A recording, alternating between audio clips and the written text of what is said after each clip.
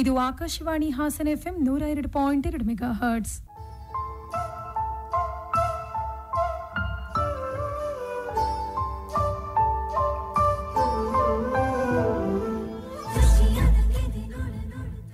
ಆತ್ಮೀಯ ಕೇಳುಗರಿಗೆಲ್ಲ ನಮಸ್ಕಾರ.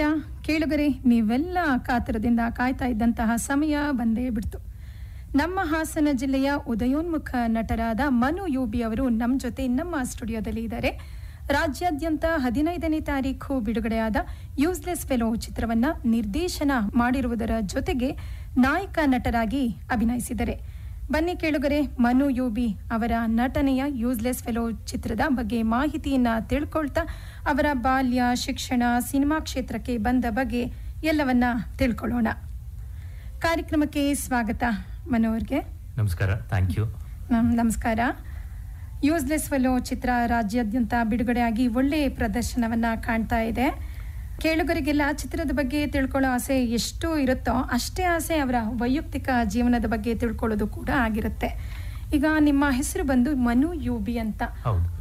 ಮನು ಅಷ್ಟೇನಾ ಅಥವಾ ಬೇರೆ ಏನಾದ್ರೂ ಇದೆಯಾ? ಮನು ಯುಬಿ ಅಂದ್ರೆ ಯು ಅಂದ್ರೆ ಉಂಡಿಗನಾಳು ಅಂತ ನಮ್ಮ ತಂದೆಯವರ ಊರು, ಬಿ ಅಂದ್ರೆ ಬಸವರಾಜು ಅಂತ ನಮ್ಮ ತಂದೆಯವರ ಹೆಸರು. ಉಂಡಿಗನಾಳು ಜಾವಗಲ್ ಹೋಬಳಿ, ಅರಸೀಕೆರೆ ತಾಲೂಕು, ಹಾಸನ ಜಿಲ್ಲೆಯಲ್ಲಿ. ನಿಮ್ಮ ಹುಟ್ಟಿದ ಹೆಸರು ಬಂದೇನೆ ಮನು ಯುಬಿ ಅಂತ. ಯಾಕಂದ್ರೆ ಚಿತ್ರರಂಗಕ್ಕೆ ಬಂದ ತಕ್ಷಣ ಹೆಸರು ಬೇರೆನೆ ಆಗಿರುತ್ತಲ್ಲ, ಹಾಗಾಗಿ ಹಿಂದಿನ ನಿರ್ದೇಶಕರು ಒಂದಷ್ಟು ಜನ ಹೇಳಿದ್ರು ಹೆಸರು ಚೇಂಜ್ ಮಾಡ್ಕೊಳ್ಳಿ ಅಂತ ಅನ್ಬಿಟ್ಟು. ನನಗೇನೋ ಅದ್ರಲ್ಲಿ ನಂಬಿಕೆ ಇಲ್ಲ. ನಮ್ಮ ತಂದೆ ತಾಯಿ ಇಟ್ಟ ಹೆಸರನ್ನೇ ಯಾವತ್ತು ಶಾಶ್ವತವಾಗಿ ಇರಬೇಕು ಅಂತ ಅನ್ಬಿಟ್ಟು ಅದೇ ಯಾವಾಗ್ಲೂ ಅದೃಷ್ಟವನ್ನ ತಂದು ಕೊಡುತ್ತೆ ಅನ್ನೋದು ನಿಮ್ಮ ನಂಬಿಕೆ. ಇನ್ನ ನೀವು ಹುಟ್ಟಿ ಬೆಳೆದಿದ್ದೆಲ್ಲ? ನಾನು ಹುಟ್ಟಿದ್ದು ಅರಸೀಕೆರೆಯಲ್ಲಿ. 1 ವರ್ಷ ನಮ್ಮ ತಾಯಿಯವರಲ್ಲಿ ಮಾಡಾಳು ಹೊಸಳ್ಳಿ ಅಂತ ಅನ್ಬಿಟ್ಟು ಅಲ್ಲಿ ವರ್ಕ್ ಮಾಡ್ತಿದ್ರು. ಹಂಗಾಗಿ ಹುಟ್ಟಿದ್ದು ಅರಸೀಕೆರೆಯಲ್ಲಿ, ಆಮೇಲೆಲ್ಲ ಬೆಳೆದಿದ್ದೆಲ್ಲ ಹಾಸನಲ್ಲಿ. ಓದಿದ್ದು ಯುನೈಟೆಡ್ ಅಕಾಡೆಮಿ ಅಂತ ಅನ್ಬಿಟ್ಟು ಹೈಸ್ಕೂಲ್ ಮತ್ತೆ ಸ್ಕೂಲಿಂಗ್ ಮಾಡಿದ್ದು ಅಲ್ಲಿ. ತಂದೆಯ ಹೆಸರು? ತಂದೆಯ ಹೆಸರು ಬಸವರಾಜು ಅಂತ ಅನ್ಬಿಟ್ಟು. ಬಸವರಾಜು ಏನ್ ಮಾಡ್ಕೊಂಡಿದ್ದಾರೆ? ಅವರು ರಿಟೈರ್ಡ್ ಹೈಸ್ಕೂಲ್ ಟೀಚರ್ ಆಗಿದ್ದಾರೆ. ಅವರು ಕೂಡ ಶಿಕ್ಷಕರಾಗಿದ್ದವರು. ಇನ್ನ ತಾಯಿಯ ಹೆಸರು? ತಾಯಿಯ ಹೆಸರು ನಾಗರತ್ನಮ್ಮ ಅಂತ ಅನ್ಬಿಟ್ಟು. ಅವರು ಕೂಡ ಟೀಚರ್ ಆಗಿದ್ರು. ಇಬ್ರು ಕೂಡ ಶಿಕ್ಷಕರಾಗೇನೆ ಕೆಲಸನ ನಿರ್ವಹಿಸ್ತಾ ಇದ್ರು. ತಾಯಿಯವರು ಇನ್ನು ಕೆಲಸನ ಮುಂದುವರಿಸ್ತಾ ಇದ್ದಾರೆ. ಅವರು ಕೂಡ ರಿಟೈರ್ಡ್ ಆಗಿದ್ದಾರೆ. ಇನ್ನ ನಿಮ್ಮ ಜೊತೆಗೆ ಅಣ್ಣ, ತಮ್ಮ, ಅಕ್ಕ, ತಂಗಿ? ನನ್ನ ತಮ್ಮ ರಕ್ಷಿತ್ ಅಂತ ಅನ್ಬಿಟ್ಟು ಅವನು ಒಂದು ಖಾಸಗಿ ಕಂಪನಿಲಿ ವರ್ಕ್ ಮಾಡ್ತಾ ಇದ್ದಾರೆ. ನಿಮ್ಮ ಪ್ರಾಥಮಿಕ ಶಿಕ್ಷಣವನ್ನ ಯುನೈಟೆಡ್ ಸ್ಕೂಲ್ ಅಲ್ಲಿ ಮುಗಿಸಿದ್ದು ಅಂತ ಹೇಳಿದ್ರಿ. ಅದಾದ ನಂತರ ಅಂದ್ರೆ 10ನೇ ತರಗತಿ ತನಕನೂ ಅಲ್ಲೇ ವ್ಯಾಸಂಗನ ಮಾಡಿದ್ದು. ಅದಾದ ನಂತರ ನಿಮ್ಮ ಪದವಿ PU ಓದಿದ್ದು ವೆಂಕಟೇಶ್ವರ ಕಾಲೇಜ್ ಅಂತ ಅನ್ಬಿಟ್ಟು. ಆಮೇಲೆ ಮಲ್ನಾಡ್ ಕಾಲೇಜ್ ಆಫ್ ಇಂಜಿನಿಯರಿಂಗ್ ನಲ್ಲಿ ನಾನು ಇಂಜಿನಿಯರಿಂಗ್ ಮಾಡಿದ್ದು, IT ಬ್ರಾಂಚ್ ಅಲ್ಲಿ. ಅಂದ್ರೆ ಪದವಿ ಪೂರ್ಣ ಶಿಕ್ಷಣವನ್ನ ವೆಂಕಟೇಶ್ವರ ಕಾಲೇಜ್ ನಲ್ಲಿ ಮುಗಿಸಿದ್ರಿ. ಅದಾದ ನಂತರ BE ಜಾಯಿನ್ ಆಗಿದ್ದು. ಹೌದು, ಮಲ್ನಾಡ್ ಕಾಲೇಜ್ ಆಫ್ ಇಂಜಿನಿಯರಿಂಗ್ ಇಲ್ಲೇ ಹತ್ರ ಪಕ್ಕದಲ್ಲೇ ಇರುವಂತಹ ಕಾಲೇಜ್ ನಲ್ಲೇ ನಿಮ್ಮ ಶೈಕ್ಷಣಿಕ ಇದನ್ನ ಮುಗಿಸಿದೀರಾ. BE ನಲ್ಲಿ ಯಾವ ಒಂದು ಕೋರ್ಸ್ ಅನ್ನ ಸೆಲೆಕ್ಟ್ ಮಾಡ್ಕೊಂಡು? IT ಇನ್ಸ್ಟ್ರುಮೆಂಟೇಷನ್ ಟೆಕ್ನಾಲಜಿ ಅಂತ ಅನ್ಬಿಟ್ಟು. ಅಂದ್ರೆ ಇವಾಗ BE ಮುಗಿಸಿದ ತಕ್ಷಣ ಕ್ಯಾಂಪಸ್ ಸೆಲೆಕ್ಷನ್ ಆದ್ಮೇಲೆ ಕಂಪ್ನಿ ಸೈಡ್ ಹೋಗೋದು ಒಂದು ಎಲ್ಲ BE ಓದೋ ಅಂತ ವಿದ್ಯಾರ್ಥಿಗಳಿಗೆ ಇರುತ್ತೆ. ನಿಮಗೆ ಏನಕ್ಕೆ ಚಿತ್ರರಂಗದ ಆಸೆ ಬಂತು? ಇಲ್ಲ, ನಾನು ಆಕ್ಚುಲಿ ಇಂಜಿನಿಯರಿಂಗ್ ಮುಗಿಸಾದ್ಮೇಲೆ ಒಂದು ಖಾಸಗಿ ಕಂಪ್ನಿಲೇ ವರ್ಕ್ ಮಾಡ್ತಿದ್ದು ಸಾಫ್ಟ್ವೇರ್ ಇಂಜಿನಿಯರ್ ಆಗಿ. ಒಂದಷ್ಟು ವರ್ಷಗಳಾದ್ಮೇಲೆ ಅಂದ್ರೆ ನನ್ನ ಕಾಲೇಜ್ ದಿನಗಳಿಂದಲೂ ಒಬ್ಬ ಹೀರೋ ಆಗ್ಬೇಕು ಅನ್ನೋದು ನನಗೆ ಯಾವಾಗ್ಲೂ ಅದು ತುಡಿತಾ ಇತ್ತು. ಸೊ ಹಾಸನಲ್ಲಿ ಓದ್ ಮುಗಿಸಿ ಬೆಂಗಳೂರಿಗೆ ಹೋಗಾದ್ಮೇಲೆ ಒಂದಷ್ಟು ಆಪರ್ಚುನಿಟಿಗಳು ಹೀರೋಗೆ ಅಂತ ಸಿಗೋದು ಅಥವಾ ಚಿತ್ರರಂಗಕ್ಕೆ ಕಾಲಿಡಬೇಕು ಅಂತ ಅಂದಾಗ ಬೆಂಗಳೂರಿಗೆ ಹೋಗ್ಬೇಕಾಯ್ತು. ಸೊ ಅಲ್ಲಿ ಕಂಪ್ನಿಲಿ ವರ್ಕ್ ಮಾಡ್ತಾ ಒಂದಿಷ್ಟು ಪೇಪರ್ ಆಡ್ಸ್ ಗಳಲ್ಲಿ ಆಡಿಷನ್ ಬಗ್ಗೆ ಎಲ್ಲ ನೋಡಿ ಅದ್ರ ಮೂಲಕ ಹೋದಂತದ್ದು. ಸೊ ಆ ತುಡಿತ ಚಿಕ್ಕ ವಯಸ್ಸಿಂದನೂ ಇದೆ. ಹಂಗಾಗಿ ಇತ್ತು. ಅಂದ್ರೆ ಕುಟುಂಬದ ಹಿನ್ನೆಲೆ ಏನಾದ್ರೂ ಇದೆಯಾ? ಅಂದ್ರೆ ಯಾರಾದ್ರೂ ಆಗಬಹುದು ಕುಟುಂಬದಲ್ಲಿ ಚಿತ್ರರಂಗದಲ್ಲಿ ನಟಿಸ್ತಾ ಇದ್ದವರು ಏನಾದ್ರೂ ಹಿನ್ನೆಲೆ ಇದೆಯಾ? ಸಿನಿಮಾ ಕ್ಷೇತ್ರದಲ್ಲಿ ನಮ್ಮ ಕುಟುಂಬದಲ್ಲಿ ಯಾರು ಇಲ್ಲ. ಬಟ್ ನಮ್ಮ ತಂದೆಯವರು, ಅವ್ರ ಅಣ್ಣವರು ಎಲ್ಲರೂ ನಾಟಕಗಳಲ್ಲಿ ಅಂದ್ರೆ ಊರುಗಳಲ್ಲಿ ನಾಟಕಗಳು ಮಾಡ್ತಾರಲ್ಲ, ಅಲ್ಲಿ ಅಭಿನಯಿಸ್ತಾ ಇದ್ರು. ಆ ಒಂದು ಮೋಸ್ಟ್ಲಿ ಅದೊಂದು ಜೀನ್ಸ್ ಬಂದಿದೆ ಅಂತಾನೆ ಹೇಳ್ಬಹುದು. ಅಂದ್ರೆ ತಂದೆಯವರು ನಾಟಕದಲ್ಲಿ ಅಭಿನಯನ ಮಾಡ್ತಾ ಇದ್ರು. ಅಂದ್ರೆ ಯಾವ ರೀತಿ ಪಾತ್ರಗಳನ್ನ? ಅಂದ್ರೆ ಅವರೆಲ್ಲ ಸ್ವಲ್ಪ ವಿಲನಿಶ್ ಪಾತ್ರಗಳು ಮಾಡ್ತಿದ್ರಂತೆ. ಶಕುನಿ ಆಗ್ಲಿ ಅಥವಾ ಸಾಮಾಜಿಕ ನಾಟಕಗಳಲ್ಲೂ ಅವರು ಒಂದು ವಿಲನ್ ರೋಲ್ ಜಾಸ್ತಿ ಮಾಡಿರೋದು. ಅಂದ್ರೆ ತಂದೆಯವರು ಪೌರಾಣಿಕ ನಾಟಕ ಇಂಥದ್ರಲ್ಲೆಲ್ಲ ಅಭಿನಯಿಸ್ತಾ ಇದ್ರು. ನಾನು ನೋಡಿಲ್ಲ ನೋಡಿಲ್ಲ ಚಿಕ್ಕದ್ರಲ್ಲಿ. ಇಲ್ಲ ಇಲ್ಲ. ಅಂದ್ರೆ ಮನೆಯಲ್ಲಿ ಏನಾದ್ರೂ ತಂದೆಯವರು ಅಭ್ಯಾಸ ಮಾಡಿಸೋದಾಗ್ಬೋದು ಅಥವಾ ಕತೆಗಳನ್ನ ಹೇಳಿದಾಗ ಈ ರೀತಿ ಅಭಿನಯನ ಮಾಡು ಆ ರೀತಿ ಏನಾದ್ರೂ ಹೇಳ್ಕೊಡ್ತಾ ಇದ್ರೆ? ಖಂಡಿತವಾಗ್ಲು. ಯಾಕೆಂದ್ರೆ ನಾನು ಮೊದಲನೇ ಸಲ ವೇದಿಕೆ ಹತ್ತಿದ್ದೆ ಅವ್ರ ಮೂಲಕ. ಅಂದ್ರೆ ಅವರು ಒಂದು ಹೆಚ್ಚಮ ನಾಯಕ ಅನ್ನೋ ಒಂದು ಏಕಪಾತ್ರ ಅಭಿನಯನ ನನಗೆ ಹೇಳ್ಕೊಟ್ಟು, ಒಂದು 4ನೇ ಕ್ಲಾಸ್ ಇರ್ಬೋದು, ಅವಾಗ ನನ್ನನ್ನ ವೇದಿಕೆ ಹಚ್ಚಿದ್ದೆ ಅವರು.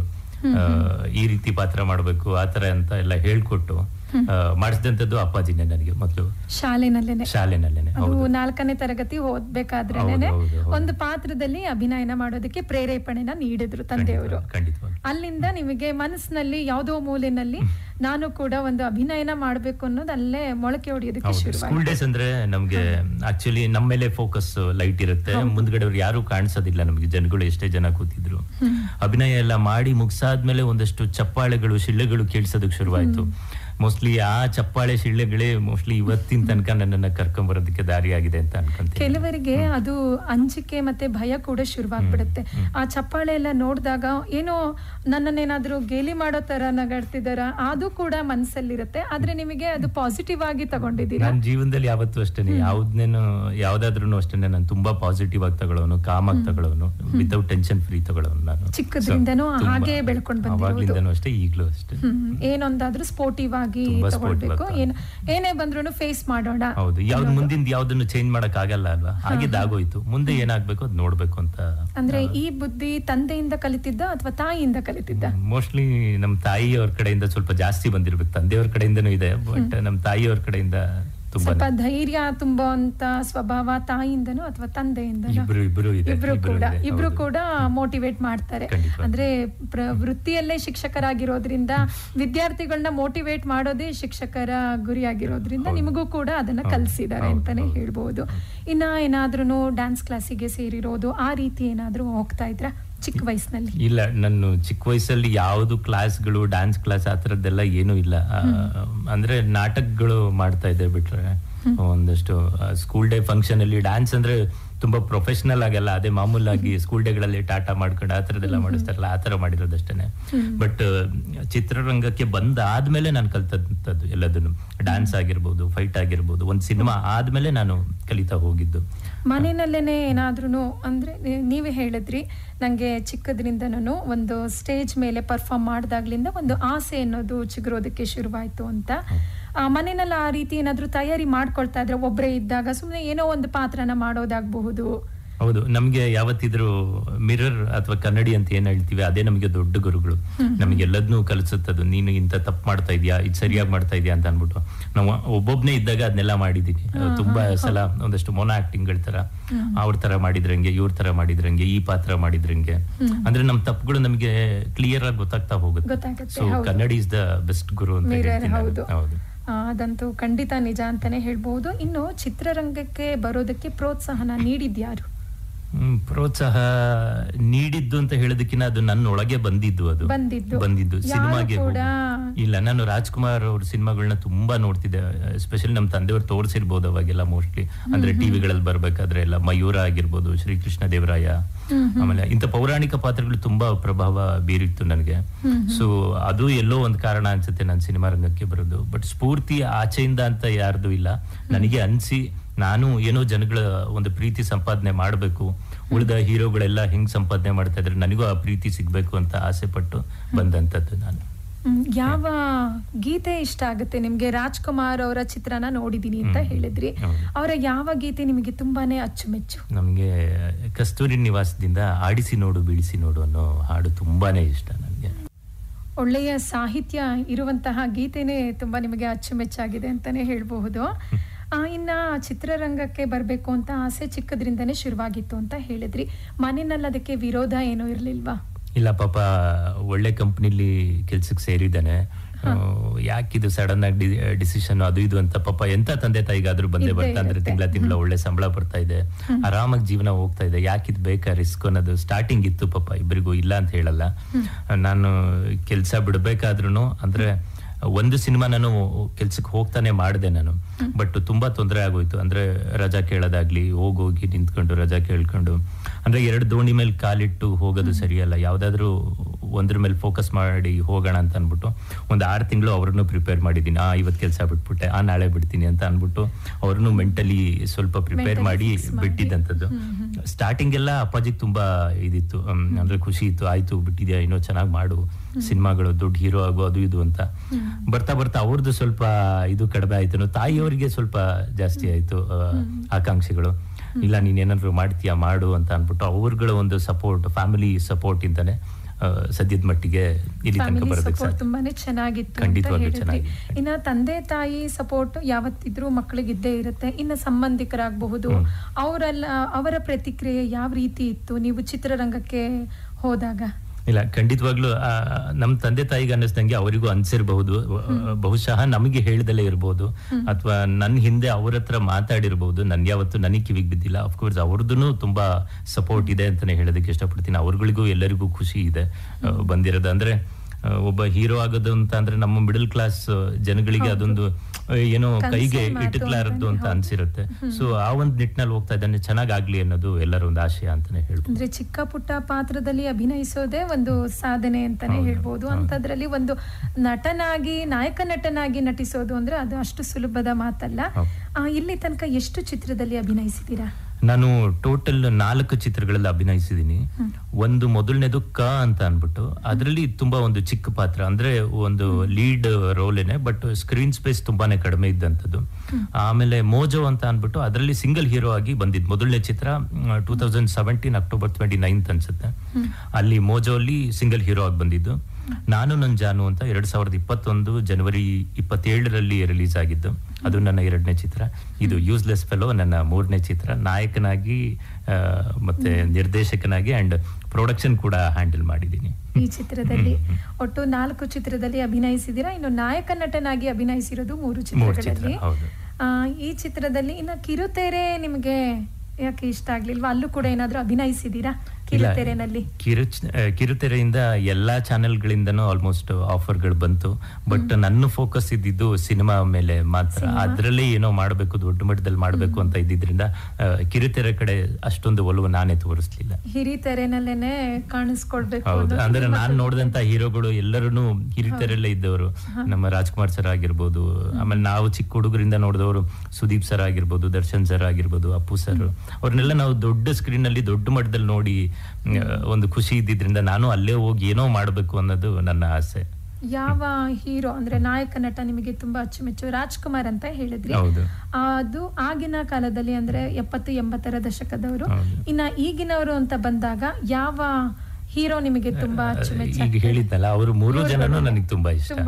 ಎಲ್ಲಾ ಚಿತ್ರಗಳನ್ನು ಅಪ್ಪು ಸರ್. ಹೌದು, ನಾವು ಸ್ಕೂಲ್ ಡೇಸ್ ಅಲ್ಲಿ ಇದ್ದಾಗ ಒಂದಷ್ಟು ಜನಗಳು ನೋಡಿರ್ತೀವಲ್ಲ, ಅವ್ರು ಯಾವತ್ತೂ ನಮ್ಮ ಮನಸ್ಸಲ್ಲಿ ಕೊನೆಯ ತನಕ ಉಳಿದಿರ್ತಾರೆ. ಸೊ ಅವ್ರು 3 ಜನ ನನಗೆ, ಅವರೆಲ್ಲ 3 ಜನ ಒಂದೇ ಟೈಮ್ ಅಲ್ಲಿ ಬಂದವರು, ಹಂಗಾಗಿ 3 ಜನನು ಇಷ್ಟ. ಇನ್ನ ನಟಿಯರ ಸಾಲಿಗೆ ಬರೋದಾದ್ರೆ ಯಾವ ನಟಿ ನಿಮಗೆ ತುಂಬಾ ಇಷ್ಟ ಆಗ್ತದೆ? ನಟಿ ಮೋಸ್ಟ್ಲಿ ರಮ್ಯಾ ಅವರು ಇಷ್ಟ ಆಗ್ತಾರೆ. ಇನ್ನ ಹಿಂದೆ ಹೇಳೋದಾದ್ರೆ ನಂಗೆ ಭಾರತಿ ಅವರು ತುಂಬಾ ಇಷ್ಟ. ಭಾರತಿ ಅವರು ಇಷ್ಟ ಆಗ್ತಾರೆ. ಇನ್ನ ಕ್ಲಾಸಸ್ಗೆ ಅಂತ ಏನಾದ್ರೂ ಹೋಗಿದ್ರೆ, ಈಗ ಚಿತ್ರರಂಗಕ್ಕೆ ಬರ್ಬೇಕು ಅಂತ ಆಸೆ ಇದ್ರೆ ಸಾಕಾಗೋದಿಲ್ಲ, ಅದಕ್ಕೆ ತಯಾರಿ ಕೂಡ ತುಂಬಾನೇ ಮುಖ್ಯ ಆಗತ್ತೆ. ಏನಾದ್ರೂ ಒಂದು ತಯಾರಿ ಅಥವಾ ಟ್ರೈನಿಂಗ್ ಏನಾದ್ರೂ ತಗೊಂಡಿದ್ರ?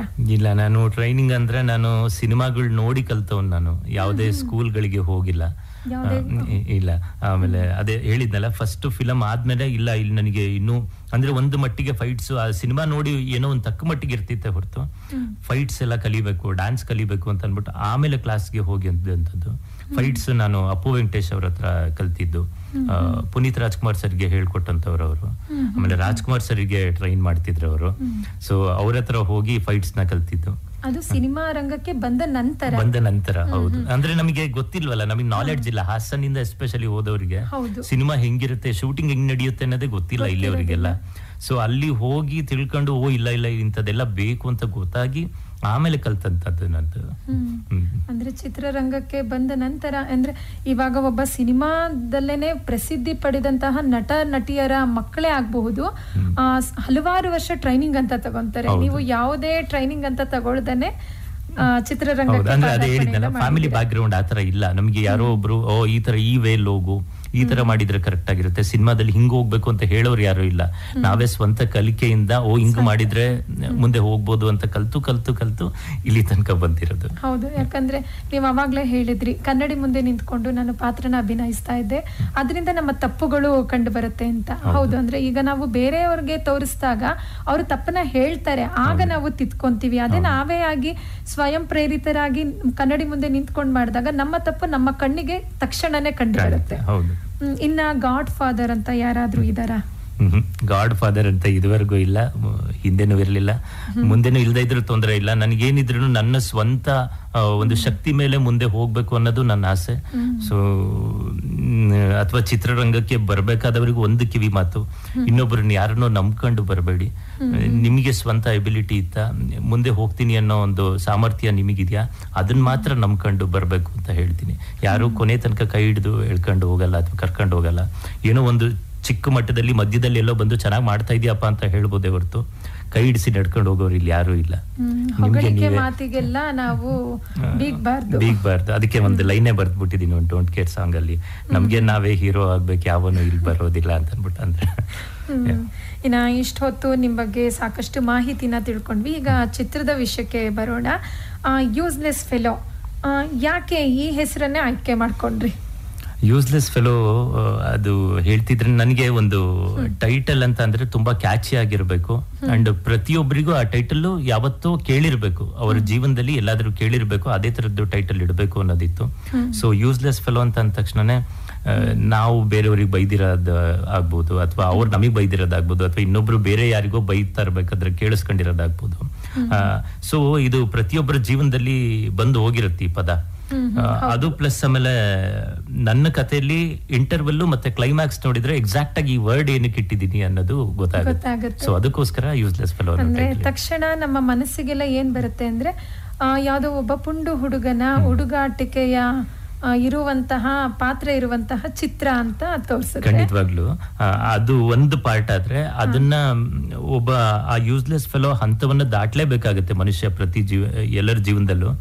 ಆ ದಾಟೋದಕ್ಕೆ ಒಂದು ಸ್ಪಾರ್ಕ್ ಅಥವಾ ಏನೋ ಒಂದು ಅವನ ಒಳಗಡೆ ಒಂದು ಆ ಶಕ್ತಿ ಬರಬೇಕು, ಅದನ್ನ ದಾಟಿ ಮೆಟ್ಟಿ ನಿಂತು ಒಬ್ಬ IPS ಆಫೀಸರ್ ಆಗ್ತಾನೆ. ಅದಕ್ಕೋಸ್ಕರ ಈ ಯೂಸ್ಲೆಸ್ ಫೆಲೋ ಅಂತ ಒಂದು ಟೈಟಲ್ ಇಟ್ಟಿರೋದು. ಇನ್ನ ಈ ಚಿತ್ರದ ನಟಿಯ ಬಗ್ಗೆ ಹೇಳೋದಾದ್ರೆ ದಿವ್ಯಾ ಗೌಡ ಅಂತ ಅನ್ಬಿಟ್ಟು ಇಲ್ಲಿ ಕೊಡಗ್ನವರು, ಅವ್ರದ್ದೊಂದು 4 ಚಿತ್ರ ಆಗಿದೆ. ಕರ್ಮಣ್ಯವಾದಿಕ ರಸ್ತೆ ಅಂತ ಅನ್ಬಿಟ್ಟು, ಆಮೇಲೆ ರಂಗಸಮುದ್ರ ಅನ್ಬಿಟ್ಟು ಇನ್ನೊಂದು ರಿಲೀಸ್, ಅಗ್ನಿಸಾಕ್ಷಿ, ಆಮೇಲೆ ಸಿನಿಮಾಗಳಲ್ಲಿ ಇಷ್ಟಕಾಮ್ಯ ಅಂತ ಅನ್ಬಿಟ್ಟು ಎಲ್ಲ ಸಿನಿಮಾಗಳು ಮಾಡಿರೋಂಥವ್ರು. ಅವರು ಒಂದು ಕ್ಯಾಮಿಯೋ ಮಾಡಿದ್ದಾರೆ, ಗೆಸ್ಟ್ ಅಪಿಯರೆನ್ಸ್ ಮಾಡಿದ್ದಾರೆ. ಒಂದ್ 2 ಸೀನ್ ಬಂದೋದ್ರೂ ತುಂಬಾ ಇಂಪಾರ್ಟೆಂಟ್ ಸೀನ್ ಅಲ್ಲಿ ಬರುವಂತ ಹೌದು, ತುಂಬಾ ಇಂಪಾರ್ಟೆಂಟ್ ರೋಲ್ ಇದೆ. ಅವ್ರನ್ನ ಅಲ್ಲಿ ಸ್ಕ್ರೀನ್ ಮೇಲೆ ನೋಡೋದಕ್ಕೆ ಖುಷಿ ಆಗುತ್ತೆ. ಖಂಡಿತವಾಗ್ಲೂ ಇದು ಒಂದು ಕಾರಣ ನೀವು ಸಿನಿಮಾ ನೋಡೋದಕ್ಕೆ. ಆಮೇಲೆ ವಿನೋದ್ ಗೊಬ್ಬರಗಾಲ ಅಂತ ಮಾಡಿದ್ದಾರೆ, ಮಜಾ ಭಾರತ ಮತ್ತೆ ಬಿಗ್ ಬಾಸ್ ಫೇಮ್ ಅವ್ರದ್ದು. JK ಮೈಸೂರು ಅಂತ ಮಾಡಿದ್ದಾರೆ, ಸುರೇಶ್ ಅಂತ. ಈ ತರ ಒಂದು ದೊಡ್ಡ ತಾರಾ ಬಳಗ ಇದೆ, ತಾರಾಗಣವೇ ಇದೆ ಈ ಚಿತ್ರದಲ್ಲಿ. ಇನ್ನ ನಿರ್ಮಾಣ ವಿಚಾರಕ್ಕೆ ಬರೋದಾದ್ರೆ, ನಿರ್ಮಾಣ ಆಕ್ಚುಲಿ ಇದಕ್ಕೂ ಒಂದು ದೊಡ್ಡ ಕಥೆ ಇದೆ. ನಂದು ನಾನು ನನ್ ಜಾನು ಅಂತ ಹಿಂದಿನ ಸಿನಿಮಾ, ಅದು ರಿಲೀಸ್ ಆಗ್ಬೇಕಾಗಿತ್ತು. ಅಷ್ಟರಲ್ಲಿ ಲಾಕ್ಡೌನ್ ಆಗಿ ಮನೇಲೆಲ್ಲ ಕೂರುವಂತ ಪರಿಸ್ಥಿತಿ ಬಂತು. ಯಾಕೋ ಟೈಮ್ ವೇಸ್ಟ್ ಮಾಡ್ತಾ ಇದೀನಲ್ಲ ಅಂತ ಅನ್ಬಿಟ್ಟು ಕತೆ ಬರೆಯೋದಕ್ಕೆ ಶುರು ಮಾಡಿದೆ. ಅಂದ್ರೆ ಏನಾದ್ರು ಬರೆಯೋಣ ಅಂತ ಅನ್ಬಿಟ್ಟು, ಅಂದ್ರೆ ಸಿನಿಮಾ ಅನ್ನೋ ತಲೆಲಿರಲಿಲ್ಲ. ಒಂದ್ ಎಳೆ ಆಯ್ತು, ಆಮೇಲೆ ಅದಕ್ಕೆ ಒಂದಷ್ಟು ಡೈಲಾಗ್ಸ್ ಎಲ್ಲ ಸೇರಿಸಿ, ಆಮೇಲೆ ಬೌಂಡ್ ಸ್ಕ್ರಿಪ್ಟೇ ರೆಡಿ ಆಗೋಯ್ತು ಒಂದು 3 ತಿಂಗಳಲ್ಲಿ. ಆಮೇಲೆ ಇಷ್ಟೇ ಮಾಡಿದ್ದೀನಿಲ್ಲ, ಪ್ರೊಡ್ಯೂಸರ್ ಅಪ್ರೋಚ್ ಮಾಡೋಣ ಅಂತ ಅಂದ್ಬಿಟ್ಟು ಒಂದಷ್ಟು ಪ್ರೊಡ್ಯೂಸರ್ಸ್ನ ಅಪ್ರೋಚ್ ಮಾಡಿದಾಗ, ನೀವು ನಿಮ್ಮ ಮೇಲೆ ಅಷ್ಟೊಂದು ನಂಬಿಕೆ ಇಲ್ಲ, ಒಂದು ಹೀರೋ ಮಾಡಿ ಇಲ್ಲ ಡೈರೆಕ್ಟ್ ಅಂತ ಮಾಡಿ, ಅಥವಾ ಈ ಕಥೆಲ್ಲ ಹಂಗೆ ಚೇಂಜ್ ಮಾಡಿ, ಒಂದಷ್ಟು ಥಾಟ್ಸ್ಗಳು ನನಗೆ ಕೊಡೋದು. ನನಗೆ ಅದು ಯಾಕೋ ಸಮಾಧಾನ ಅನ್ನಿಸ್ಲಿಲ್ಲ. ಇಷ್ಟನ್ನೇ ಮಾಡಿದ್ದೀನಿ ಅಂತ ಇನ್ನೊಂದು ಪ್ರೊಡಕ್ಷನ್ ನೋಡ್ಬಿಡೋಣ ಅಂತ ಅಂದ್ಬಿಟ್ಟು ಸ್ವಲ್ಪ ಕಷ್ಟ ಆಗುತ್ತೆ, ಆದ್ರೂ ಇದೊಂದು ಟ್ರೈ ಮಾಡ್ಬಿಡೋಣ ಅಂತ ಅಂದ್ಬಿಟ್ಟು ಮಾಡಿದ್ದು. ಇದ್ರ ಜೊತೆಗೆ ನನಗೆ ಅವಿನಾಶ್ ಶೆಟ್ಟಿ ಅಂತ ಅಂದ್ಬಿಟ್ಟು, ಅವರು ನ್ಯಾಷನಲ್ ಅವಾರ್ಡ್ ವಿನ್ನರ್. ಅವರು ಹರಿವು ಅಂತ ಒಂದು ಮೂವಿಗೆ ನ್ಯಾಷನಲ್ ಅವಾರ್ಡ್ ಸಿಕ್ತು ಪ್ರೊಡ್ಯೂಸರ್ ಆಗಿ. ಪಿಂಗಾರ ಅಂತ ಅಂದ್ಬಿಟ್ಟು ಅದಕ್ಕೂ ಸಿಕ್ತು. ಸೊ ಅವ್ರು ನನ್ನ ಜೊತೆ ಕೈ ಜೋಡಿಸಿದ್ರು. ಸೊ ಈ ರೀತಿ ಪ್ರೊಡಕ್ಷನ್ಗೆ ಬಂದಿದ್ದು ರಾಜರತ್ನ ಪ್ರೊಡಕ್ಷನ್ಸ್ ಅಂತ ಅಂದ್ಬಿಟ್ಟು ಹೆಸರು. ಇನ್ನ ಸಿನಿಮಾ ವಿಷಯಕ್ಕೆ ಬರೋದಾದ್ರೆ, ಎಲ್ಲೆಲ್ಲಿ ಈ ಚಿತ್ರನ ಚಿತ್ರೀಕರಣ ಮಾಡಿದೀರಾ? ಹಾಸನಲ್ಲಿ ಮಾಡಿದೀವಿ, ಟೌನ್ ಅಲ್ಲೇ. ಆಮೇಲೆ ಸಕಲೇಶ್ಪುರ, ಆಮೇಲೆ ರಾಯರ್ ಕೊಪ್ಪಲು ಮಗ್ಗೆ ಅಂತ ಬರುತ್ತೆ, ಅಲ್ಲಿ ಮಾಡಿದೀವಿ. ಹುಬ್ಬಳ್ಳಿ, ಮಂಗಳೂರಲ್ಲಿ ಮಾಡಿದೀವಿ, ಬೆಂಗಳೂರಲ್ಲಿ ಮಾಡಿದೀವಿ. ಇಷ್ಟು ಲೊಕೇಶನ್ಸ್. ಇನ್ನ ಈ ಚಿತ್ರದಲ್ಲಿ ಯಾವ ಒಂದು ಸಂದೇಶ ಇದೆ? ಸಂದೇಶ ಖಂಡಿತವಾಗ್ಲೂ ನಾನು ಶಾರ್ಟ್ ಫಿಲ್ಮ್ಸ್ ಮಾಡ್ಕೊಂಡು ಬಂದಾಗ್ಲಿಂದನೂ ಒಂದಷ್ಟು ಏನಾದ್ರೂ ಒಂದು ಸಂದೇಶ ಕೊಡಬೇಕು ಅಂತಾನೆ ಮಾಡೋವಂಥದ್ದು. ಅಂದ್ರೆ ಸಂದೇಶ ಕೊಡೋದಕ್ಕೆ ತುಂಬಾ ದೊಡ್ಡವರೇ ಆಗ್ಬೇಕು ಅಂತ ಏನಿಲ್ಲ, ಚಿಕ್ಕವರಾದ್ರೂ ಒಂದು ಒಳ್ಳೆ ಸಂದೇಶ ಕೊಡ್ತೀವಿ ಅಂದ್ರೆ ಯಾರು ಬೇಕಾದ್ರೂ ಕೊಡ್ಬೋದು. ಈ ಚಿತ್ರದಲ್ಲಿ ಸಂದೇಶ ಏನು ಅಂದ್ರೆ ಖಂಡಿತವಾಗ್ಲೂ ಅದು ಮೋಟಿವೇಶನ್ ಅಂತೂ ಕೊಟ್ಟೇ ಕೊಡುತ್ತೆ. ಅಂದ್ರೆ ಈಗ ಡಿಗ್ರಿ ಸ್ಟೂಡೆಂಟ್ಸ್ ಆಗಿರ್ಬೋದು ಅಥವಾ ಸ್ಟೂಡೆಂಟ್ಸ್ಗೆನೆ ಒಬ್ಬ ನಾರ್ಮಲ್ ವ್ಯಕ್ತಿ ಹೆಂಗೆ ನೀನು IPS ಆಫೀಸರ್ ಆಗ್ಬೋದು, ಎಂಥವನಾದ್ರೂ ಆಗ್ಬೋದು ಅನ್ನೋದು ಒಂದು ಸಂದೇಶ ಕೊಡುವಂತ ಸನ್ನಿವೇಶ ಆದ್ರೆ, ಇನ್ನೊಂದು ಒಂದು ಚಿಕ್ಕ ಪಾರ್ಟ್ ತಂದಿದ್ದೀನಿ ಸಿನಿಮಾದಲ್ಲಿ.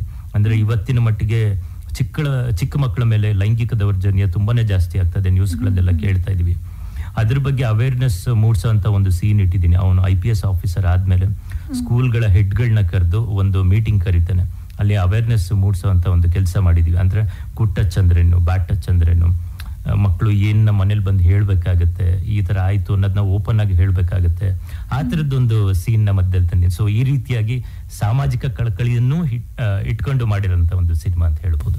ಈಗಿರುವಂತಹ ಸಮಾಜದ ದೃಷ್ಟಿಯಲ್ಲಿ ಈ ರೀತಿಯಾದಂತಹ ಒಂದು ಜಾಗೃತಿ ಮೂಡಿಸುವಂತ ಸಿನಿಮಾಗಳು ಬೇಕಾಗಿದೆ. ಅದು ನಿಮ್ಮ ಚಿತ್ರದಲ್ಲಿದೆ ಅಂತ ಹೇಳಿದೀರಾ.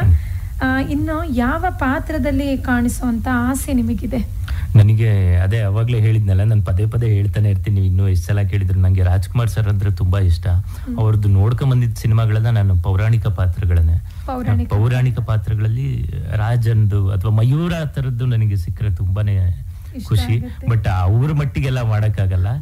ನಮ್ಮ ಮಟ್ಟಿಗೆ ನಾವು ಪ್ರಯತ್ನ ಮಾಡಿ ಏನೋ ಮಾಡ್ಬೇಕು ಅನ್ನೋ ಆಸೆ ಇದೆ. ಪೌರಾಣಿಕ ಪಾತ್ರಗಳು ತುಂಬಾ ಇಷ್ಟ ನನಗೆ. ಪೌರಾಣಿಕ ಪಾತ್ರಗಳು ಅಭಿನಯಿಸೋದಕ್ಕೆ ನಿಮಗೆ ಇಷ್ಟ ಅಂತ ಹೇಳ್ತೀರಾ. ಇನ್ನು ಯಾವ ನಟರೊಂದಿಗೆ ನಟಿಸಬೇಕು ಅನ್ನೋ ಒಂದು ಆಸೆ ಇದೆ? ನಾವು ಚಿಕ್ಕ ವಯಸ್ಸಿಂದ ನೋಡ್ಕೊಂಡ್ ಬಂದಿರೋರು, ನನಗೆ ಅನಂತ್ ನಾಗ್ ಸರ್ ತುಂಬಾ ಇಷ್ಟ. ಅಂದ್ರೆ ಈಗ ಇರೋರಲ್ಲಿ ಶಿವಣ್ಣ ಅವರು, ಅವ್ರ ಜೊತೆ ಸ್ಕ್ರೀನ್ ಸ್ಪೇಸ್ ಶೇರ್ ಮಾಡ್ಬೇಕು ಅಂತ ಇಷ್ಟ ಆಗುತ್ತೆ. ಸುದೀಪ್ ಸರ್ ಆಗ್ಲಿ, ಯಾರ ಜೊತೆ ಸಿಕ್ಕಿದ್ರು ಖುಷಿ, ಅಭಿನಯಿಸೋದಕ್ಕೆ ಇಷ್ಟನೇ ಆಗುತ್ತೆ.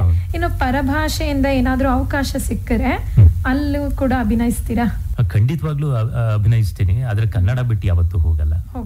ಕನ್ನಡಕ್ಕೆ ಪ್ರಾಶಸ್ತ್ಯ ಮೊದಲನೇದು ಕನ್ನಡಕ್ಕೆನೆ ಇರುತ್ತೆ. ಅದು ಎಷ್ಟೇ ದೂರ ಹೋಗ್ಲಿ, ಇಂಗ್ಲಿಷ್ ಅಲ್ಲಿ ಮಾಡಿದ್ರು ಯಾವತ್ತಿದ್ರು ಬಂದು ಮತ್ತೆ ನಮ್ಮನೆಯಲ್ಲೇ ಕೂತ್ಕೊಳ್ಳೋದು, ನಮ್ಮನೆಯಿಂದಾನೇ ಸಿನಿಮಾ ಮಾಡೋದು. ಇನ್ನು ಯಾವ ನಟಿಯೊಂದಿಗೆ ನಟಿಸೋ ಆಸೆ ಇದೆ? ಇವಾಗ ಎಕ್ಸಾಕ್ಟ್ ಆಗಿ ಅಂತಿಲ್ಲ. ಈಗಿನ ಮಟ್ಟಿಗೆ ರಮ್ಯಾ ಅವರೆಲ್ಲ ಇವಾಗ ಇಲ್ವಲ್ಲ, ಅಂದ್ರೆ ಅಷ್ಟೊಂದು ಮಾಡ್ತಿಲ್ಲ. ಸೊ ಗೊತ್ತಿಲ್ಲ ಯಾರೇ ತುಂಬಾ ಒಳ್ಳೆ ನಟಿಯರು ಅಂತ ಇವಾಗ ಯಾರಿದ್ದಾರೆ, ಯಾರ ಜೊತೆ ಅವಕಾಶ ಸಿಕ್ಕಿದ್ರು ಅಭಿನಯಿಸ್ತೀರಾ?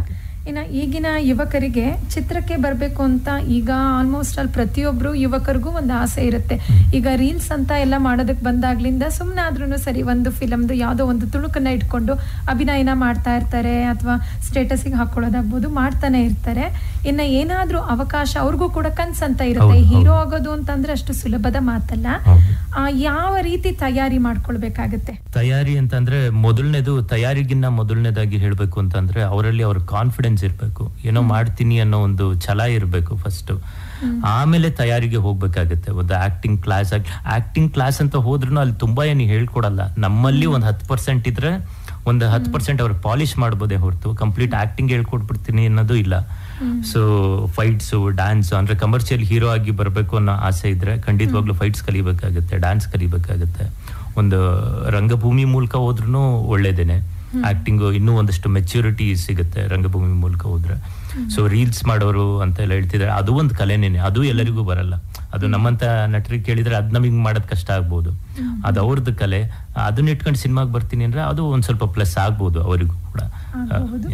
ಒಟ್ಟು ನಮ್ಮ ಸೆಲ್ಫ್ ಕಾನ್ಫಿಡೆನ್ಸ್ ತುಂಬಾನೇ ಮುಖ್ಯ ಅಂತ ಹೇಳ್ತೀರಾ? ಹೌದು. ಅಂದ್ರೆ ಎದೆಗುಂದಬಾರ್ದು. ಏನೇ ಪರಿಸ್ಥಿತಿಗಳು ಬಂದ್ರು ಎದೆಗುಂದಲ್ಲ ಅಂತ ಇದ್ರೆ ಮಾತ್ರ ಈ ಇಂಡಸ್ಟ್ರಿಗೆ ಬರಬೇಕು. ಧೈರ್ಯವಾಗಿ ಫೇಸ್ ಮಾಡ್ತೀನಿ ಅನ್ನೋ ಒಂದು ಕಾನ್ಫಿಡೆನ್ಸ್ ಇರಬೇಕು. ಇನ್ನು ನಿಮ್ಮ ಯೂಸ್ಲೆಸ್ ಫೆಲೋ ಈ ಚಿತ್ರದ ಪೋಸ್ಟರ್ ನ ನೋಡಿದಾಗ ಒಂದು ಆಶ್ಚರ್ಯನೋ ಅಂತ ಅನ್ಸುತ್ತೆ. ಡಬಲ್ ಆಕ್ಟಿಂಗ್ ಏನಾದ್ರೂ ಇರಬಹುದಾ? ಒಂದು ಕಡೆ ನೋಡಿದ್ರೆ ಪುಂಡು ಹುಡುಗನ ಪಾತ್ರದ ಒಂದು ಜುಟ್ಟೆಲ್ಲ ಬಿಟ್ಕೊಂಡಿರೋದಾಗ್ಬೋದು, ಇನ್ನೊಬ್ಬ ಖಡಕ್ ಪೊಲೀಸ್ ಅಧಿಕಾರಿಯ ಪಾತ್ರ ಆಗ್ಬೋದು. ಆ ರೀತಿ ಒಂದು ಪೋಸ್ಟರ್ ಅನ್ನ ಕಾಣಬಹುದು. ಏನು ಅದರ ಅರ್ಥ? ಅಂದ್ರೆ ಇಷ್ಟು ದಿನ ಅದನ್ನ ಮೇಂಟೈನ್ ಮಾಡ್ಕೊಂಡ್ ಬಂದಿದ್ದೆ. ಅಂದ್ರೆ ಸಿನಿಮಾ ರಿಲೀಸ್ ಆಗ ತನಕನು ಅದು 2 ಕ್ಯಾರೆಕ್ಟರ್ ಅಥವಾ ಒಂದೇ ಶೇಡ್ ಇರೋ ಒಂದೇ ಅಂದ್ರೆ 2 ಶೇಡ್ ಇರೋ ಒಂದೇ ಕ್ಯಾರೆಕ್ಟರ್ ಅಂತ. ಬಟ್ ಇವತ್ತು ಎಲ್ಲರಿಗೂ ಗೊತ್ತಾಗಿದೆ ಅದು ಒಬ್ಬ ತುಂಬಾ ಅಂದ್ರೆ ರೆಸ್ಪಾನ್ಸಿಬಿಲಿಟಿ ಇಲ್ದಿರೋ ಹುಡುಗ ಓಡಾಡ್ಕೊಂಡಿದ್ದವನು ಹೇಗೆ IPS ಆಫೀಸರ್ ಆಗ್ತಾನೆ, ಅದು ಏನ್ ಸ್ಪಾರ್ಕ್ ಆಯ್ತು ಅವನಲ್ಲಿ. ಸಮಾಜಕ್ಕೆ ಯಾವ ರೀತಿ ಒಳ್ಳೇದ್ ಮಾಡ್ತಾನೆ ಅನ್ನೋದ್ರ ಮೇಲೆ ಹೋಗಿರೋಂಥ ಚಿತ್ರ ಆಗಿರೋದ್ರಿಂದ ಅದು ಎರಡು ಒಂದು ಶೇಡ್ಸ್ ನ ಒಂದೇ ಪೋಸ್ಟರ್ ಅಲ್ಲಿ ತಂದಿದ್ದೀನಿ. ಡಬಲ್ ಆಕ್ಟಿಂಗ್ ಇಲ್ಲ ಅಂದ್ರೆ ಎರಡು ತರ ಶೇಡ್ಸ್ ಇದೆ, ಎರಡು ಶೇಡ್ಸ್ ಅಲ್ಲಿ ಚಿತ್ರನ ಮಾಡಿರುವಂತದ್ದು. ಒಂದು ಒಳ್ಳೆಯ ಸಂದೇಶ ಇದೆ ಆ ಚಿತ್ರದಲ್ಲಿ ಅಂತ ಹೇಳಿದ್ರಿ. ಇನ್ನ ಒಂದು ಸಿನಿಮಾ ಮಾಡ್ಬೇಕು ಅಂತ ಅಂದ್ರೆ ಎಷ್ಟು ದಿನ ಬೇಕಾಗುತ್ತೆ? ಇವಾಗ ನೋಡಿ, ನಮ್ಮ ಬಡ್ಜೆಟ್ ಮೇಲೆ ಡಿಪೆಂಡ್ ಆಗುತ್ತೆ ಅಂಡ್ ಅವ್ರ ಹೀರೋ ಕಂಫರ್ಟಬಿಲಿಟಿ ಮೇಲೆ ಡಿಪೆಂಡ್ ಆಗುತ್ತೆ. ಅಂದ್ರೆ ತುಂಬಾ ನಿಮ್ಮ ಹತ್ರ ದುಡ್ಡು ಇದೆ, ಕೋಟಿಗಟ್ಟಲೆ ಅಂದ್ರೆ ಇವಾಗ ಅವನೇ ಶ್ರೀಮನ್ನಾರಾಯಣ ಅದೆಲ್ಲ ತಗೊಂಡ್ರೆ ಒಂದು 250 ದಿನ 300 ದಿನದ ತನಕನೂ ಮಾಡ್ಬೋದು. ನಮ್ದೆಲ್ಲ ಬಡ್ಜೆಟ್ ಸ್ವಲ್ಪ ಲಿಮಿಟೆಡ್ ಅಥವಾ ಹೊಸಬ್ರದು, ನಮ್ಮ ಮಾರ್ಕೆಟ್ ನಮಗೆ ಗೊತ್ತಿರುತ್ತಲ್ಲ, ಇಷ್ಟು ಹಾಕಿದ್ರೆ ದುಡ್ಡು ಇಷ್ಟು ತೆಗಿಬಹುದು ಅನ್ನೋದು ಇದ್ದಾಗ ಮಾತ್ರ ನಾವು ತೆಗಿಬೇಕಾಗುತ್ತೆ. ನಮ್ದೊಂದು 40 ಡೇಸ್ ಒಳಗಡೆ ಮುಗಿಸ್ಕೊಂಡ್ಬಿಡ್ತೀವಿ ನಮ್ದು ಹೊಸ ಹುಡುಗರದ್ದು ಅಥವಾ ಹೊಸೊಬ್ರು ಸಿನಿಮಾ ಅಂತ ಮಾಡ್ಬೇಕಾದ್ರೆ. ಬಟ್ ಕಂಟಿನ್ಯೂಸ್ ಆಗಿ ಆಗಲ್ಲ, ಅದನ್ನು ಕ್ಯಾಮ್ರಾ ಬೇರೆ ಕಡೆ ಹೋಗ್ತಿರುತ್ತೆ ಬಾಡಿಗೆಗೆ, ಅಥವಾ ಒಬ್ಬ ಟೆಕ್ನಿಷಿಯನ್ ಅವತ್ತಿಗೆ ಸಿಗ್ದಲ್ಲೇ ಇರ್ಬೋದು, ಆಕ್ಟರ್ಸ್ ಅವತ್ತಿಗೆ ಸಿಗ್ದಲ್ಲೇ ಇರ್ಬೋದು. ಇದು 1 ವರ್ಷ ಪ್ರೋಸೆಸ್ ಆಗ್ಬಿಡುತ್ತೆ. ಮಾಡೋದ್ 45 ದಿನ 55 ದಿನ ಆದ್ರೂ ಕೂಡ ಡೇಟ್ಸ್ ಎಲ್ಲರದು ಮ್ಯಾಚ್ ಆಗ್ಬೇಕು. ಅಂದ್ರೆ ಒಂದು ಯೂನಿಟ್ ಅಲ್ಲಿ 100 to 150 ಮೆಂಬರ್ಸ್ ಇರ್ತಾರೆ, ಆಕ್ಟರ್ಸ್ ಸೇರಿ ಟೆಕ್ನಿಷಿಯನ್ಸ್ ಎಲ್ಲರದ್ದು. ಅವ್ರದ್ದೆಲ್ಲರದು ಒಂದು ದಿನ ಡೇಟ್ ಮ್ಯಾಚ್ ಆಗ್ಬೇಕಲ್ಲ, ಒಂದಿನ ಶೂಟಿಂಗ್, ಹಂಗೆ ಸ್ವಲ್ಪ ಎಕ್ಸ್ಟೆಂಡ್ ಆಗುತ್ತೆ. ಸೊ ಪ್ರತಿಯೊಬ್ರು ಸೇರ್ಕೊಳ್ಳೇಬೇಕಾಗುತ್ತೆ. ಖಂಡಿತವಾಗ್ಲೂ ಇದು ಒಬ್ನೇ ನಿಂತ್ಕೊಂಡು ಮಾಡೋದಕ್ಕೆ ರೀಲ್ಸ್ ಅಂತ ಹೇಳಿದ್ರು, ಅಲ್ಲಿ ಆನ್ ಮಾಡ್ಬಿಟ್ಟು ಬಂದು ಆಕ್ಟ್ ಮಾಡೋದಕ್ಕೆ ಆಗಲ್ಲ. ಲೈಟಿಂಗ್ ಅಂತ ಅವ್ರು ಇರ್ತಾರೆ, ಕ್ಯಾಮರಾಮನ್ ಜೊತೆ ಅವ್ರ 5 ಜನ ಇರ್ತಾರೆ, ನಮ್ಮ ಆಕ್ಟಿಂಗ್ ಟೀಮ್ ಇರುತ್ತೆ, ಅಸಿಸ್ಟೆಂಟ್ ಡೈರೆಕ್ಟರ್ಸ್ ಇರ್ತಾರೆ. ಸೊ ಇದು ಕಂಪ್ಲೀಟ್ ಒಂದು ಗ್ರೂಪ್ ವರ್ಕ್. ಇದು ನಾನು ಒಬ್ನೇ ಮಾಡ್ಬಿಟ್ಟೆ ಅಂತ ಅನ್ನೋದು ತಪ್ಪಾಗುತ್ತೆ. ಅವರೆಲ್ಲರೂ ಇದ್ರೇನೆ ಒಂದು ಸಿನಿಮಾ. ಅಫ್ಕೋರ್ಸ್ ಕೊನೆ ತನಕ ಎಳ್ಕೊಂಡವ್ರು ಹೋಗೋನು ಒಬ್ಬ ಡೈರೆಕ್ಟರ್ ಆಗಿರ್ಬೋದು, ಅವ್ರಿಗೆಲ್ಲ ಸಾಥ್ ಕೊಡೋರು ಇವರೆಲ್ಲ ಇರಲೇಬೇಕು. ಸೊ ಆ ನಿಟ್ಟಿನಲ್ಲಿ ಸ್ವಲ್ಪ ಟೈಮ್ ಇಳಿಯುತ್ತೆ. ಬಿಟ್ರೆ ಒಂದು ಸಿನಿಮಾನ ತೆಗಿಬೇಕು ಅಂದ್ರೆ ಯಾವೆಲ್ಲ ತಯಾರಿನ ಮಾಡ್ಕೋಬೇಕಾಗತ್ತೆ? ಅಂದ್ರೆ ನೀವು ಬೇಸಿಕಲಿ ನೀವು ಸಿನಿಮಾ ಅಂತ ಅಂದಾಗ ನಿಮ್ದು ಸ್ಕ್ರಿಪ್ಟ್ ತುಂಬಾ ಸ್ಟ್ರಾಂಗ್ ಆಗಿರ್ಬೇಕು ಅಂತ ನಂದು ಯಾವಾಗ್ಲೂ ಅಭಿಮತ. ಸ್ಕ್ರಿಪ್ಟ್ ನೀವು ಎಷ್ಟು ಚೆನ್ನಾಗಿ ಮಾಡ್ಕೊಂಡಿರ್ತೀರಾ, ಆಮೇಲೆ ಪ್ರಿಪ್ರೇಷನ್ಸ್ ಅಂತ ಬರುತ್ತೆ. ಈ ಒಂದು 40-50 ದಿನ ಶೂಟಿಂಗ್ ಅಂತ ಇಟ್ಕೊಂಡಿದ್ರೆ, ಈ ದಿನ ಇಂಥದ್ದು ಮಾಡಬೇಕು ಶೂಟಿಂಗು, ಈ ದಿನ ಇಂಥದ್ದು, ಅದನ್ನ ನೀವು ತುಂಬಾ ಅಂದ್ರೆ ಅವತ್ತು ಹೋಗ್ಬಿಟ್ಟು ಅಲ್ಲಿ ಡಿಸೈಡ್ ಮಾಡೋದಲ್ಲ, ಅದಕ್ಕಿಂತ ಮುಂಚೆ 1 ತಿಂಗಳು ಮುಂಚೆನೆ ಪ್ರಿಪೇರ್ ಆಗಿರ್ಬೇಕು. ಅವತ್ತೇನೋ ಮಳೆ ಬಂತು, ಔಟ್ಡೋರ್ ಶೂಟ್ ಅಲ್ಲಿ ಇತ್ತು, ಮಳೆ ಬಂದಾಗ ಶೂಟ್ ಮಾಡೋದಕ್ಕಾಗಲ್ಲ, ಪ್ಲಾನ್ ಬಿ ಅಂತ ಇಟ್ಕೊಂಡಿರ್ಬೇಕು. ಇಂಡೋರ್ ಅಲ್ಲಿ ತಕ್ಷಣನೇ ಒಂದು ಅರ್ಧ ಗಂಟೆಗೆ ಲೊಕೇಶನ್ ಶಿಫ್ಟ್ ಮಾಡ್ಕೊಂಡು ಏನೋ ಒಂದು ಬೇರೆ ತರದ್ದು. ಅಂದ್ರೆ ಯಾವತ್ತು ಪ್ರೊಡ್ಯೂಸರ್ನ ದುಡ್ಡು ಉಳಿಸೋದನ್ನ ನೋಡ್ಬೇಕು. ಯಾರ್ದೋ ಮನೆ ದುಡ್ಡು ನಾವ್ ಹೆಂಗಾದ್ರೂ ಖರ್ಚು ಮಾಡ್ಬಿಡೋಣ ಅಂತ ಅನ್ನೋರು ಜಾಸ್ತಿ ಇರೋದ್ರಿಂದ ಅವರು ಉಳಿದಷ್ಟು ನಮಗೆ ಸಿನಿಮಾಗಳು ಜಾಸ್ತಿ ಆಗ್ತಾ ಹೋಗುತ್ತೆ. ಸೊ ಆ ಪ್ರಿಪರೇಷನ್ಸ್ ತುಂಬಾ ಜಾಸ್ತಿ ಬೇಕಾಗುತ್ತೆ ಅಂತ ನಂದು ಅನಿಸಿಕೆ. ಇನ್ನ ಸಿನಿಮಾ ಮಾಡೋದಕ್ಕೆ ಈಗ ಲೋ ಬಜೆಟ್ ನಲ್ಲಿ ಒಂದು ಸಿನಿಮಾ ಮಾಡ್ಬೇಕು ಅಂದ್ರೆ ಮ್ಯಾಕ್ಸಿಮಮ್ ಎಷ್ಟು ದುಡ್ಡು ಖರ್ಚಾಗಬಹುದು? ಲೋ ಬಜೆಟ್ ಅಲ್ಲಿ ಅಂತ ಅಂದ್ರೆ ಇಷ್ಟೇ ಅಂತ ಹೇಳೋದಕ್ಕಾಗಲ್ಲ. ಇವಾಗ ಹೆಂಗಾಗೋಗ್ಬಿಟ್ಟಿದೆ ಅಂದ್ರೆ ಅದು ನಾವ್ ಹೇಳಿದ್ರದ್ದು ನಮಗ್ ನಾವೇ ಅಂದ್ರೆ ನಮ್ಮ ಸಿನಿಮಾ ಇಂಡಸ್ಟ್ರಿನ ಡೌನ್ ಮಾಡ್ದಂಗೆ ಆಗೋಗ್ಬಿಡ್ತಾನೆ. ಅಂದ್ರೆ ಒಂದು ಬಡ್ಜೆಟ್ ಅಂತ ಹೇಳ್ಬಿಟ್ರೆ ಬೇಡ. ಇವತ್ತಿಗೆ ನಾವು 500-600 ಕೋಟಿ ತನಕನೂ ಮಾಡ್ತಾ ಇದೀವಿ. KGF 2 ಅಂತದಾಗ್ಲಿ ಅಥವಾ ಕಾಂತಾರ ನೆಕ್ಸ್ಟ್ ಬರ್ತಾ ಇರೋದು. ಸೊ ಅದು ಪರ್ಟಿಕ್ಯುಲರ್ ಆಗಿ ಹೇಳ್ಬಿಟ್ರೆ ಅದು ಬೇರೆ ಸಿನಿಮಾಗಳಿಗೆ ಎಲ್ಲೋ ಹೊಡ್ತಾ ಬಿಡ್ಬೋದು. ಅದೊಂದು ಕಾರಣಕ್ಕೆ ಇದೊಂದು ಬಡ್ಜೆಟ್ ವಿಷಯದಲ್ಲಿ ಒಟ್ಟು ನಮ್ಮ ಲೆಕ್ಕಾಚಾರನ ಅಥವಾ ನಮ್ಮ ಇದನ್ನ ನೋಡ್ಕೊಂಡ್ಬಿಟ್ಟು ಮಾಡ್ಕೊಳ್ಬಹುದು. ಖಂಡಿತವಾಗ್ಲು ಅಂದ್ರೆ ನಿಮ್ಗೆ ನಿಮ್ ಮಾರ್ಕೆಟ್ ಏನು ಅಂತ ಗೊತ್ತಿದ್ರೆ ಅಷ್ಟ್ರೊಳಗೇನೆ ಮಾಡ್ಬೇಕು ಅಂತ ನಂದು. ಅಂದ್ರೆ ಇದ್ರಲ್ಲೂ ಕಮರ್ಷಿಯಲ್ ಮೂವೀಸ್ ಅಂತ ಬರುತ್ತೆ, ಆರ್ಟ್ ಮೂವೀಸ್ ಅಂತ ಬರುತ್ತೆ, ಬ್ರಿಡ್ಜ್ ಮೂವೀಸ್ ಅಂತ ಬರುತ್ತೆ. ಅವಾರ್ಡ್ಗೋಸ್ಕರ ಅಂತಾನೆ ಒಂದಷ್ಟು ಮೂವೀಸ್ ಮಾಡ್ತಾರೆ. ಸಬ್ಸಿಡಿ ಅಂತ ಒಂದು 25 ಲಕ್ಷ 15 ಲಕ್ಷದ್ದೆಲ್ಲ ಇರುತ್ತೆ.